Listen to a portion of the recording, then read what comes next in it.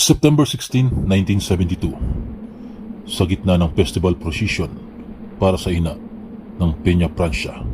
Libu-libong tao ang nagsiksikan sa lumang Bailey Bridge.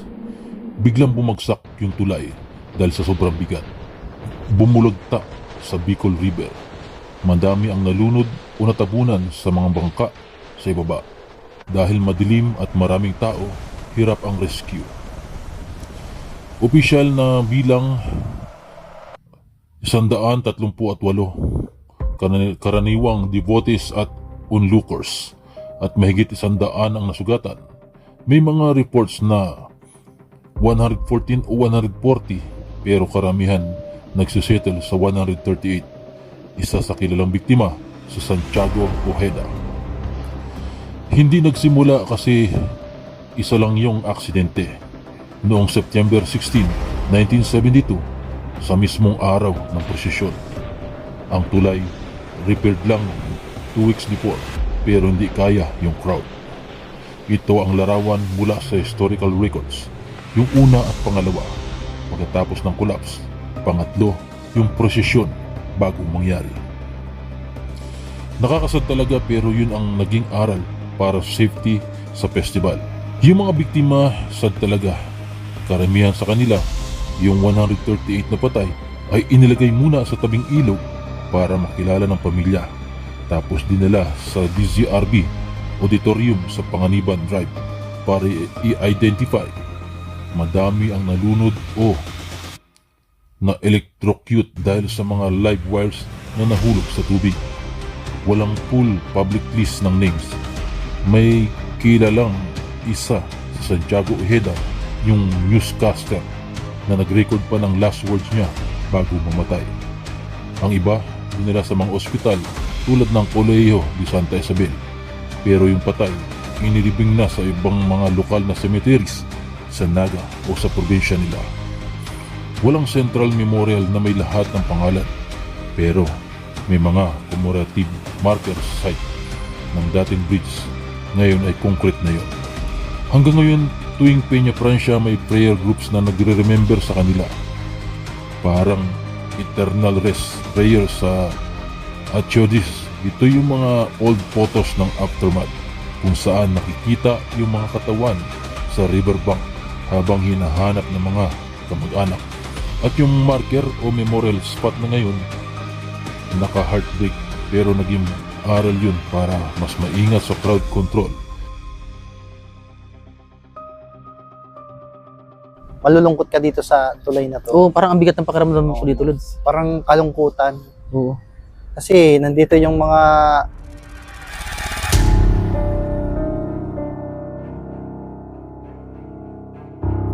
Taong 1972 nangyari ang trahedya sa lugar na ito. Dito sa Colgante Bridge. Marami pong mga taong namatay dahil sa trahedya na yun. Dahil sa sinasabi, ang tulay noon ay kahoy lang. Umabot na 138 ang namatay sa pangyayari na yun. Kaya ito na ang tinaguri ang Killer Bridge ng Kabikulan. Itong Colgante Bridge.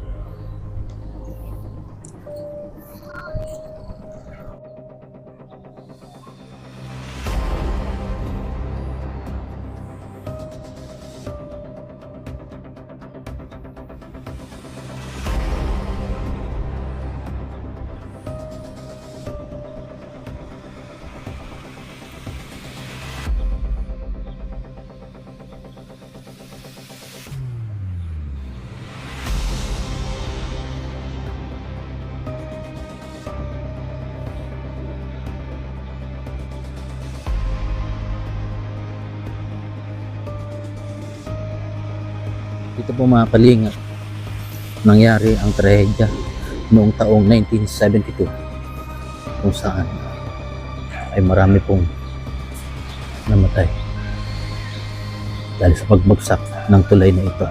Ngayon po ay napakatibay na at sobrang konkreto dahil hindi po tinipid sa materyales ang ang ginamit na materialis dito. Talagang sulit na bakal po at malalaki. Talagang dito naman po sa ibabaw na ito ay parang may natutulog dahil meron pong unan tsaka banig na karton. Sure doon po may nakatira dito.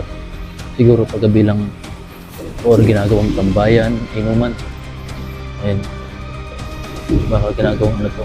Ayun. Ginagawang tulog. Sigurado. Dahil alam niya, safety. Ayun. Napaka-safety. Dahil billion po ang halaga ng kanyang bahay. Joke lang. Pero ayan, at ang ilog po dito ay tipong napakaraming isda. Ano, maraming nagkakalabsawan doon sa gitna. Kung may biwas lang po tayo or dingwit sa Bicol ay namangwit na tayo dito. At ito po ay diretso dito. Doon siguro dagat na po ang labasan ng ano na yan. Sa mga matatanda po na nakakaalala na nagkaroon po dito ng trahedya, yung prosesyon, Piña Francia ay bumagsak po to at katulad nga sinabi ko kanina ay 138 ang namatay na naiulat dito sa tulay na ito. Kaya ito po ay grabe Lods, parang ano, parang feeling ko pinagkilabutan ako yung parang na ano ko na yun ang lamig ko. Parang yun nananayo yung balay bukol. Di ko alam kung bakit. Siguro ano man, nagkaroon naman siguro po ng katarungan yung nangyari sa kanila. Katarungan na ibig kong sabihin ay namatay sila dahil sa diboto ni Ina sa Piña Francia. Siguro nasa langit sila kasi nga ano mabubuting tao dahil naging diboto sila ng Piña Francia, no, ni Ina. So ayun. Pabalik kita ng nakakalungkot. Oo, parang ang lungkot. Ito mismo nangyari. Nasa harapan natin. Ayun talaga. Tsaka anong ganda ng Baccalods, ang ganda. Talagang sulit na sulit, hindi tinipid. No? Pinagtibay na. Pangmatagalan na tuloy talaga. At siyempre may bahay dito parang tinitirahan ayun. May unan, may mga dagang bukid. Ay, dagang ilog pala to. Ayan po mga kalingap. Grabe po yung ano. Kaya papakita ko po sa inyo yung larawan nung may larawan kayo to Lods nung na bumagsak. May naka-video ba or wala? Meron ano na kahoy, pero kahoy yung tulay. Paano man siguro walang ano. Paano man siguro nagkaroon parang stampede na nangyari yung nagdagaanan. Oo, nagdaganan Lods. Yan. Salamat Lods. Ano yung kwentong naririnig mo dito Lods? Dito. Kasi taga-Naga ka baga. Ano yung kwentong ng mga matatanda, ang mga naririnig mo? Basta may kwento sa akin, Lods. Yung nanay ko, siguro maliit pa sila. Kasali sana dito yung nanay ko, Lods. Dito? Oo. Ibig sabihin, pupunta pa lang siya dito? Papunta dito. Kaso anong nangyari, nandun sila. Yung papunta dito, papunta. Mismo. Nandun sila sa kabila? Oo. Siguro bata pa yung nanay ko. Yung maliit pa sila. Kasama yung nanay niya. Naikwento niya? Oo, naikwento niya. Maliit pa daw siya kasi elementary pa lang daw siya nangyari. Yung nangyari, 1972? Oo, elementary pa lang daw siya. Maliit pa lang. Tapos yun, may nagsigawan na daw yung mga tao, dumagabog. Talagang naglagatik na yung naglagatik na. nag-crack na. Oo. Siguro kung nagkataon, nandito yung mama ko. Dito sa Colgan. Wala ka dito? Wala sana ako dito. Oo, Dito Ikaw- mismo nangyari sa lugar na yun. Deboto ka ba ni Ina Lods? Pinya Oo Branch? naman. So Lods, Dito parang kung babalikan nyo po yung nangyari, parang malulungkot ka dito sa tulay na to. parang ang bigat ng pakiramdam ko dito Lods. Parang kalungkutan. Oo. Kasi nandito yung mga daang taong binawian ng buhay. Ayan. Marami daw yung mga kamag-anak nagsipuntuan daw. Grabe ang yung parang nagwawala daw Lods. Parang sapian. Ikaw naman na mawalan ng mahal sa Ay, buhay. oo. Kasi hindi niya na matanggap na Hindi nangyari. matanggap yung mga pamilya na pumunta rito. Yung mga bangkay daw Lods, rihilira. Diyan? O rihilira dyan. Ay, Ang dami dyan, lumubog. Ibig sabihin mababaw pa yung tubig nun, mababaw. Alin? Mababaw. Ang nakadagan sa kanila siguro yung bigat ng Bigat tulay. ng tulay. Yun ang Yung nakadagan. Oo, naka- yun ang nakadagan. disgrasya. Nakadisgrasya. Yeah. So, grabe yung pangyayari. Ito talaga yung Lods, Matindi po yung pangyayari. hilira dyan, yung mga, may matanda, may bata, Oh, hilira. halo-halo. Halo-halo. Ito Lods, pag diniretso mo to, Panganiban Bridge. Ayan, doon sa Naga, sentro. Baka di ba na yun? Oo. Doon di man bumagsak yun. Hindi naman. Ito ang bumagsak talaga. Ito bumagsak. Ano tayo? Pangalan tong tuloy na to? Tulganti Bridge. Fulganti Bridge. Nakakatakot. Tulganti. Nakakatakot. Fulganti Bridge. Oh. Parang talagang killer bridge talaga ito. Kino Bridge kasi Maraming namatay. Namatay, oo. Oo. Sige Lod, salamat sa impormasyon. Ayan po si Sagap TV, ang lehitimong taga Naga City. Ang probinsya ng Pogi. Ayan po mga kalingap. So, naano po natin si Sagap TV na interview po natin sa pangyayari sa Fulgante, Fulgante Bridge na ayan po at naway naging matahimik yung mga naging biktima ng pagbagsak ng tulay itong Fulgante Bridge. Ngayon po ay okay na, wala na po magiging dito kasi napaganda po ng materialis na ginamit. Sulit na bakal at semento talaga.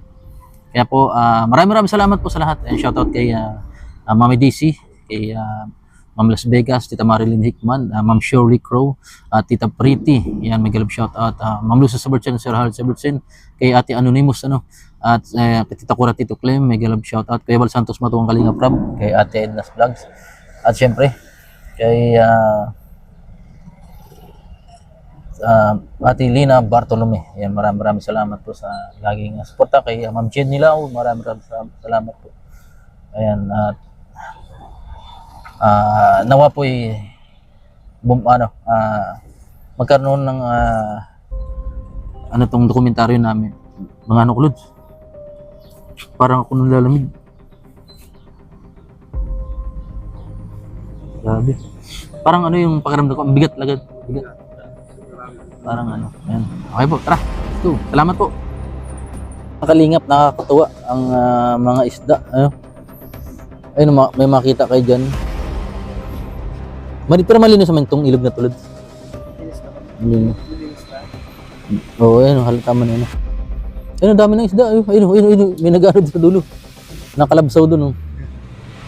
Kalabsaw. Alam mo kalabsaw, Lods? Yung parang gaganon-ganon sa tubig, kalabsaw. May malaki doon. Ayun, may dakula. Pero kanina lalak baga, yung itim. Anong isda kayo? Yung itim? Tilapia. O kasi medyo tabang ba to? Alat Tabang. Tabang to? Kasi ang nito, ang daw dito, kabusaw. Di tabang. Tabang. Di tilapia yan. Tilapia. Kung diretso, kabusaw. Oo. Dagat na Lods ang labasin nito. Ayun, pag may nag-mista pala ito, may marami makukuha, Ayun, ang lalaki, Pero ba't nag-high tide? Parang alat. High tide dito na taas. Oo, high tide. High tide yan, Kanina, andun pa lang yung tubig. Ngayon, bakit alat to? Doon ang gagaling ang alat. O dito? Lang to, parang, di ba, yung nagpupunta tayo ng Silongban, Ah. di ba may tabang? Parang tabsing. Parang karugbog yung dito. Hmm. Yun yun, ano. Oo. Kung susumahin natin sa Sibanban, parehas din ito. Parang tapat, Kadugtong, papunta ng dagat. ayun, oo. Ayun, ang dami, oh. Wala lang naliligo dito. Ano, pero dati minsan meron. Meron daw trivia dito nung panahon ng mga katutubo rito dito sa Bicol Woods na nung simula daw tumating yung illustration na September kayo babae, siguro convert sila ng pananampalataya Christian. So yung mga katutubo daw Lods, gumawa sila ng parang maliit na kapilya. Ayun, yung aso, pinatay nila, ginawang pintura yung dugo. Yung Yung dugo ng aso, pulang pinantura. pulang Saan? pintura. Dito sa tulay? Hindi, sa parang malapit dito sa ilog yung parang simbahan nila. Doon nilagay sa pintura sa bahay. Sa simbahan. Simbahan, oo. Oo. Gawas lang sa kahoy. Light materials. Ayun, patay na yung aso, tinapon daw nila yung bangkay ng aso. Tapos, Later on, nabuhay yung aso. Wala- Nandito pa rin yung daw, nabuhay? nabuhay. Bakit kaya? Gawa nga ng yung Himala. pinalay kay Piña Francia, Naghihimala, ano? nagimala. Nasa yun, na story, Mm, mga kasaysayan. grabe po, mga kalingap. Ang dami mga history talaga na Mga story. kailangan din buhayin at Kasi maalala, ano? kasi ngayon, parang unti-unting nakakalimutan na doon. Dapat hindi makalimutan yung sakripisyo rin ng ano. Marami din mga kasaysayan, dapat ang mga bagong henerasyon doon, dapat malaman din nila yung mga controversial. Controversial. Hindi controversial. Ay, hindi pala Controversial. contribution nga, ano. Ang controversial, iba pala yun, ano. Skandalo man yun. Sige, Lods. Sige, Lods. Tara, biyahe na po tayo at balik kami natin landing pad. At salamat po sa lahat ng mga nanood. Kakapi tayo, Lods. O, makapi po kami. Ayan, dito, Lods. Pwede niya matulog, aircon. Dito, May renta. Pero safety, Lods. Ano, safety. parang presko na doon. Presko. At halagang ano yan, billion ng halaga ng ano nila. Ano, Lods? Nakakatakot. Naniwala ka, Lods, dati daw may kinukang bata tapos yung dugo nilalagay dyan sinalo dati. Mga kwento na. Sige, Lods, tara na. Let's go. Kami.